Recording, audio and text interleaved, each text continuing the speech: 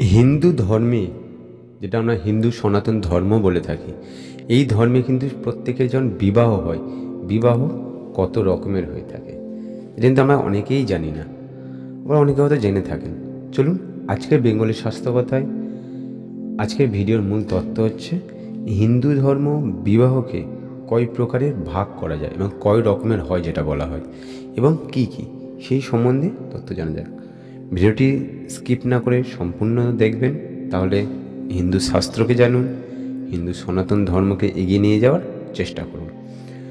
হিন্দু ধর্মে বিবাহকে 8 প্রকারে বিভক্ত করা হয়েছে, যা প্রাচীন ধর্মগ্রন্থেও বিশ্লেষণ ও মনুসংহিতা ও ধর্মশাস্ত্র অনুযায়ী বর্ণিত হয়েছে। এই 8 প্রকারের বিবাহ হলো, প্রথমত ব্রাহ্ম বিবাহ। এটি সর্বোত্তম বিবাহ হিসাবে বিবেচিত হয়। পাত্রকে তার গুণ ও শিক্ষার ভিত্তিকে কন্যা দান করা হয় এবং এতে কোনো যৌতুক দেওয়া হয় না। একে বলা হয়েছে ব্রাহ্ম বিবাহ। এবার হচ্ছে দৈব বিবাহ। যখন ব্রাহ্মণগণ যজ্ঞ করেন এবং ব্রাহ্মণ পুরোহিতদের কাছে কন্যা দান করা হয়, তখন তাকে দৈব বিবাহ বলা হয়। এরপরে আসছে আর্য বিবাহ। এই বিবাহে বর কনেকে গ্রহণ করার পরিবর্তে গরু বা অন্যান্য সম্পত্তির বিনিময়ে কন্যাকে গ্রহণ করে, সেটাকে বলা হচ্ছে আর্য বিবাহ। এবার হচ্ছে প্রজাপত বিবাহ। এই বিবাহে কন্যার পিতা পাত্রকে কন্যা প্রদান করেন এই শর্তে যে তার একসাথে ধর্মানুযায়ী সংসার করবেন। এটাকে বলা হচ্ছে প্রজাপত বিবাহ।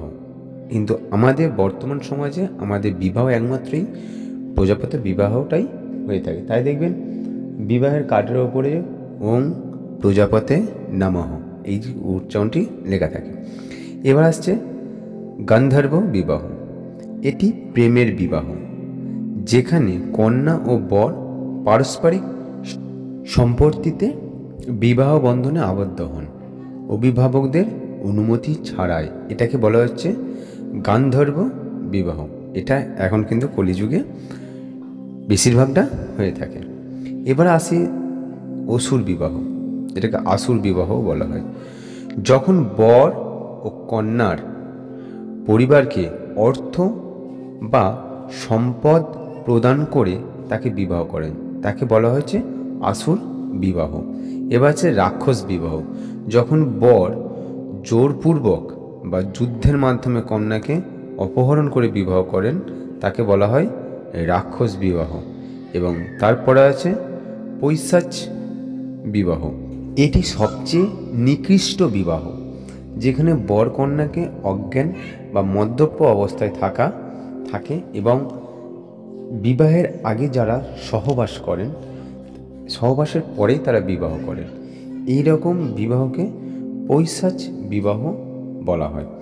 এই বিবাহের মধ্যে ব্রাহ্ম বিবাহ বা ব্রাহ্মণ বিবাহ, দৈব বিবাহ এবং আর্য বিবাহ ও প্রজাপতি বিবাহকে ধর্মসম্পন্ন বিবাহ হিসাবে গণ্য করা হয়। আর বাকি যে 4টি অনৈতিক বা অধর্মের বিবাহ হিসেবে বিবেচিত হয়।